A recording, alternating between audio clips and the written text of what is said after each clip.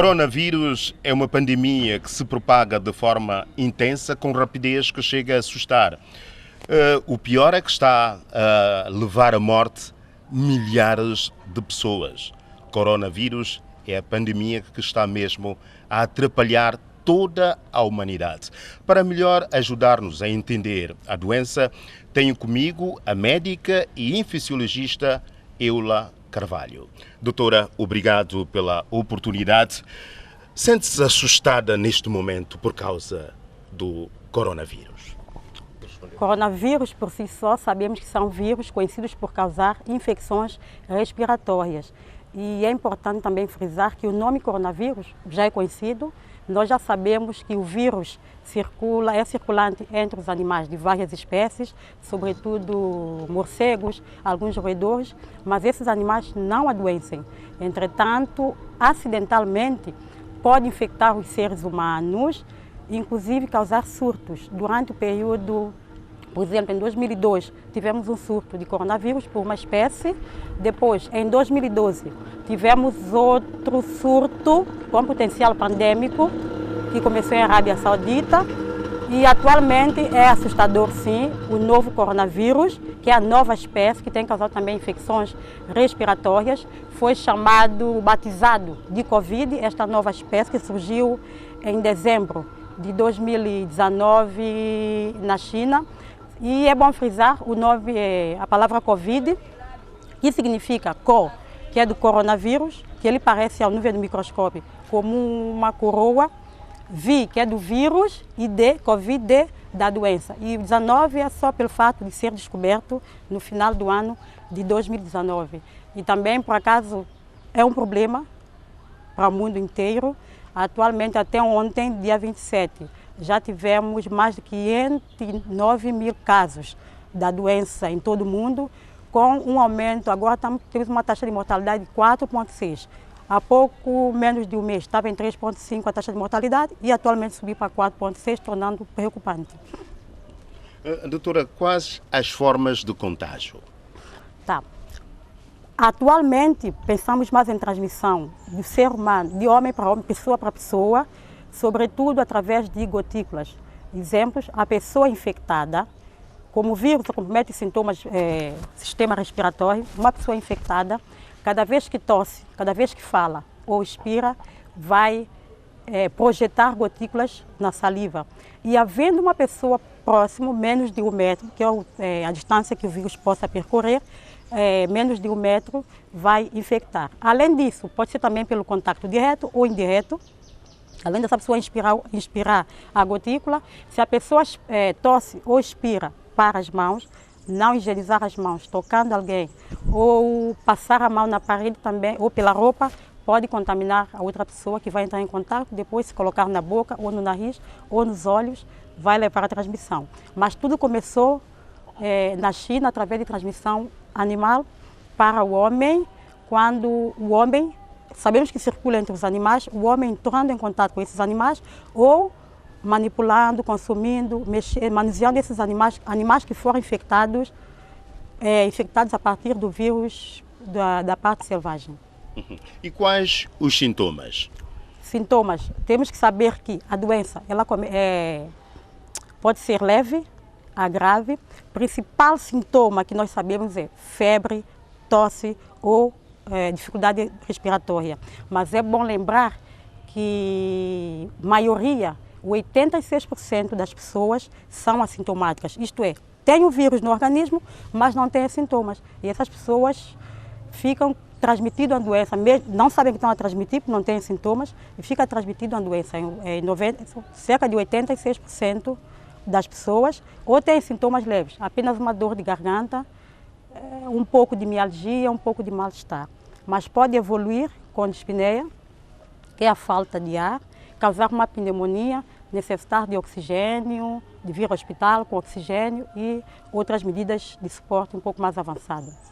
E lembrar que, geralmente, quem agrava são as pessoas que têm alguma imunodeficiência, sobretudo idosos acima de 60 anos, com maior prevalência acima de 60 anos, e as pessoas que têm problemas, por exemplo, já tem algum problema do pulmão crônico. Quem, por exemplo, que é tabagista, fumou por muito tempo, já tem uma destruição no pulmão, tem bronquite sempre de repetição, um enfisema que nós chamamos de doença pulmonar obstrutiva crônica. Pessoas com doenças cardiovasculares, que é a hipertensão, ou também pessoas com diabetes, também estão no grupo de risco para, além de 86% que são assintomáticos, aquele grupo de 14% que agrava, conforme sintomas. Depois de quantos dias a doença começa a se manifestar na pessoa infectada? Tá. A partir do momento que a pessoa foi infectada hoje, a partir de amanhã já pode iniciar os sintomas, mas em média é no 4º a 5º dia da infecção, mas temos que estender a partir do 2º dia até o 14º dia que pode aparecer os sintomas, chamamos de período de incubação.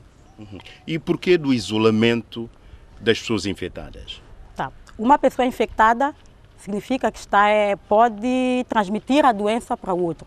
O objetivo de isolamento até faz parte de um tratamento. Eu isolo para evitar que a doença se propague para as outras pessoas, porque sabemos que é por via aérea ou por contato. Tem que isolar de forma a evitar contactos com outras pessoas para evitar a propagação. E não havendo medicamento exato para a cura dos doentes, o que é que os médicos administram aos doentes como alternativa? Okay. Até então não há medicamento para caso específico, mas sabemos que mais de 80% das pessoas recuperam sem necessidade de nenhuma intervenção específica. Aquele grupo que evolui com sintomas, medidas são analgésicos, como para melhora da febre, paracetamol ou dipirona.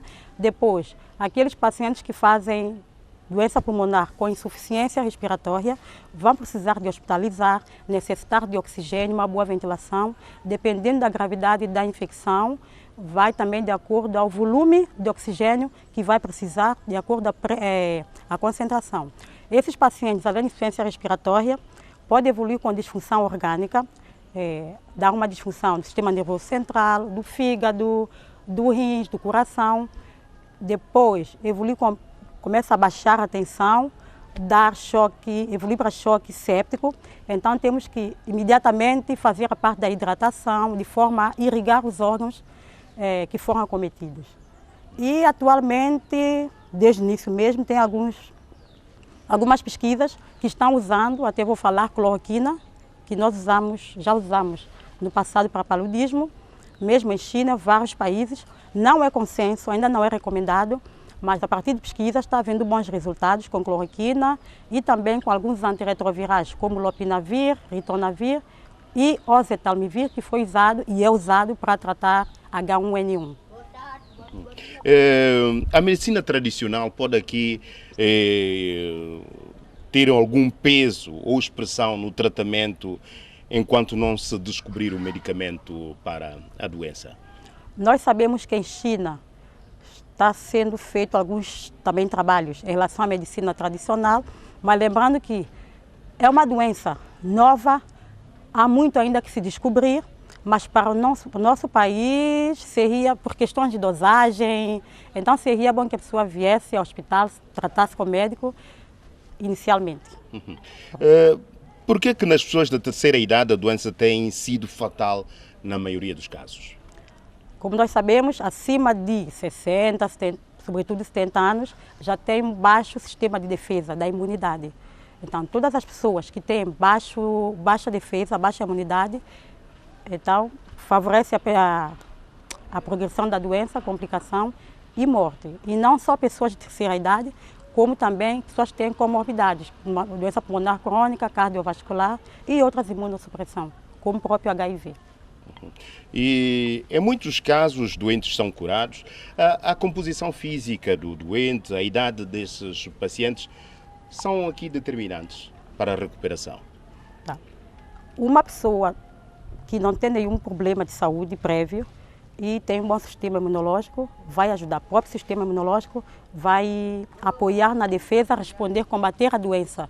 Mas se já tem um sistema imunológico frágil, pessoa doente, não tem um bom nível de sistema imunológico, aí pode complicar, que aí evolui para a gravidade. Tudo tem a ver com a disposição física, defesa da pessoa. Nós sabemos que tem-se feito muito apelo para se prevenir. Quais as medidas preventivas que se deve adotar? Pois é, estamos até a observar muitas vezes higienização. A principal medida é higienização das mãos. Só para entender que o coronavírus ele é uma bola de gordura. Dentro desta bola tem um material genético que é o seu RNA. Por fora da bola, vimos na televisão, temos umas espículas, que são as suas proteínas. Essa proteína serve como chave para fazer a introdução do seu material dentro do organismo, da célula do organismo da pessoa. Então, se é uma gordura, o importante é o quê? Tirar a gordura. O que podemos tirar a gordura? Nesse caso, é a higienização das mãos, se temos o vírus nas mãos, higienizar as mãos com água e sabão. Lembrando que é importante o uso de água corrente.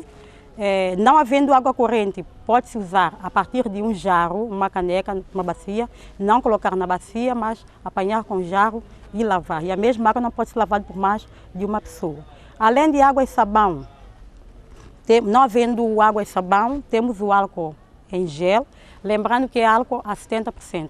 Temos aqui pessoas usando álcool a 96%, 93%, 92%.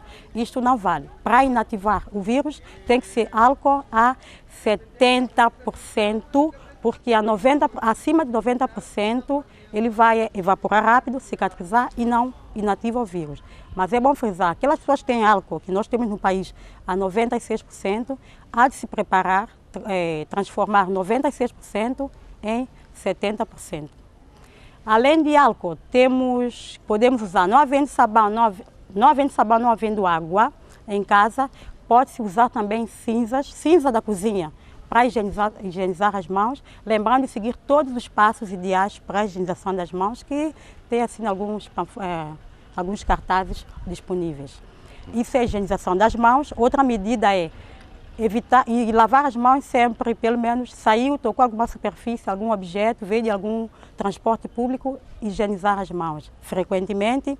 Além disso, evitar tocar a boca, os olhos, o nariz com as mãos não antes de lavar, não higienizadas.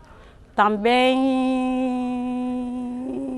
temos o isolamento, fator importante, que é o distanciamento social. Sabemos que o vírus, a pessoa doente, ao projetar o vírus, apesar da velocidade de 160 km por hora, mas ele não avança mais de 1 metro. Então, é importante que a pessoa se distancie, evite ficar próximo um do outro, mesmo em setores de trabalho, criar medidas para que haja separação. Se for num espaço de trabalho, por exemplo, onde numa sala com vários profissionais, tentar criar uma estratégia de evitar mais ou menos distanciamento, ou um grupo trabalha hoje, outro grupo trabalha amanhã, uma forma de distanciamento. Além disso, evitar aglomerações, festas, mesmo salões, ir para cabeleireiro, barbeiro também é bom evitar, polidesportivos, bem como também um ponto importante é os idosos. Os idosos, por terem já problema de risco de gravidade, é bom evitar, restringir visita, contato próximo com o lar dos idosos, casa dos idosos. E outra forma da desinfecção, medida preventiva, é a desinfecção.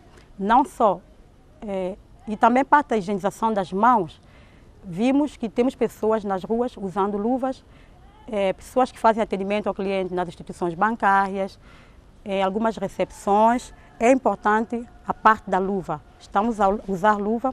Lembrar que luva ele cria falsa sensação de segurança, diminui a oportunidade de higienização das mãos. Porque se eu estou com a luva atendendo alguém que está infectado, palpando o documento ou dinheiro daquela pessoa, a minha luva já está contaminada. Posso contaminar a mim mesma ou passar para outra pessoa a infecção ao ir tocar o documento desta pessoa. Então, a luva é contraindicada, apenas quem usa a luva, quem vai cuidar de pessoa doente ou profissional de saúde, ao entrar em contato, manipular esse paciente com sintomas respiratórios. Outra medida é a higiene respiratória. Por exemplo, ao tossir ou expirar, é bom que nós já sabemos utilizar o cotovelo, o braço flexionado, ou se tiver aquele lenço de papel descartável, fazer a higiene e descartar num cesto de lixo. Desta forma também vemos que temos pessoas usando máscaras na rua livremente. Lembrar que o vírus, ele é um vírus pesado, não fica flutuando. Se eu estou andando na rua ao ar livre, não há risco de contacto. Então, não é recomendado, está aumentando até o risco de infecção se usar aquelas máscaras que as pessoas estão usando na rua, N95, não é protetor, porque dá um pouco de desconforto, sempre palpando a face para consertar a máscara, está levando a mão ao rosto e além disso é um desperdício. Então, cria infecção e está a propagar a doença usando a máscara desnecessariamente. Quem deve usar a máscara é quem vai entrar em contato, profissional de saúde, aí manusear o paciente, isto porque está perto. Mas se a pessoa vai a alguma aglomeração, algum lugar fechado, sem ventilação, aí sim, em uma pandemia, que se pode usar máscara. Também não pode usar máscara na rua, pensemos nisso. E tem-se visto muitas pessoas nas ruas com máscaras e com luva. Aqui o seu conselho não é bom. Não é bom. Não vale a pena usar. Vai contagiar e propagar a doença de uma forma, e é preocupante isso, é uma preocupação. Só também, além disso, eu posso lavar as minhas mãos. Se tiver a minha esferográfica ou telemóvel contaminado, temos que desinfectar. Para desinfectar, usando o álcool a 70%, e podemos também, em caso de limpar, por exemplo, as paredes ou a casa, usando lixívia diluída em água, lixívia ou hipoclorito diluída em água para desinfecção. Também, na inexistência de lixívia, podemos usar, apesar de ser um pouco mais corrosivo, e tem que ser usado puro, é o peróxido de hidrogênio, que é a nossa conhecida como água oxigenada, também é bom para desinfectar esferográficas, superfícies, nesse contexto. A prevenção é a melhor arma, até porque reza o velho ditado que seguro morreu de velho. É verdade. É verdade. A prevenção, vamos todos prevenir. Não temos a doença num país, então temos que prevenir de forma a evitar problemas. Doutora, o governo tomou uma série de medidas preventivas após o estado de emergência em saúde pública decretado pelo Presidente da República. Qual a sua reação em relação a essas medidas tomadas pelas autoridades nacionais? Eu concordo, foi bem focada a higienização das mãos, que é a principal medida preventiva. Então, concordamos com a parte de higienização das mãos, da parte de quarentena, que também é importante, mesmo a pessoa não estar doente, se teve contato. A quarentena faz parte de uma medida de prevenção que vai ajudar também bastante a...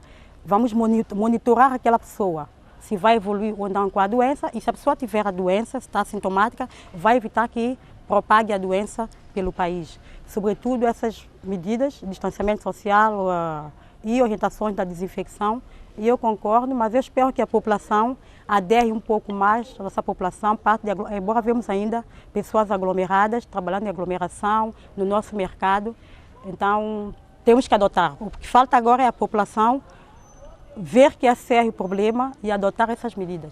Doutora Eula Carvalho, médica, infecciologista, qual é o grande apelo que gostava de deixar à população de São Tomé e Príncipe? O meu apelo é que a população visse coronavírus como uma coisa séria. É uma doença grave, Então, que adotemos algumas medidas, sobretudo essas, medidas de prevenção, higienização das mãos em momentos ideais, que todos já vimos, já sabemos, e também é importante que acompanhe, que atualize em relação às informações e evitar falsas notícias. E também quero aproveitar para dizer que o uso de vinagre não é ideal. Vinagre, tipo bebidas alcoólicas, como dizem, não é ideal. Para matar a bactéria, para inativar o vírus, tem que ser a 65%, acima até 70%. Mas lembrar que o vinagre só tem de 4% a 7% do álcool. Bebidas alcoólicas não chegando até 40 e poucos por cento. Então, ir mais a factos reais, evitar as falsas notícias e aderir a medidas de prevenção. Higienização das mãos, desinfectar, isolamento social é importante.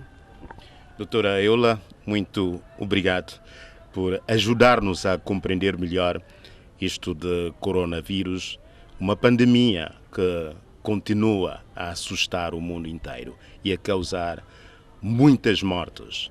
Obrigado, doutora. Obrigada.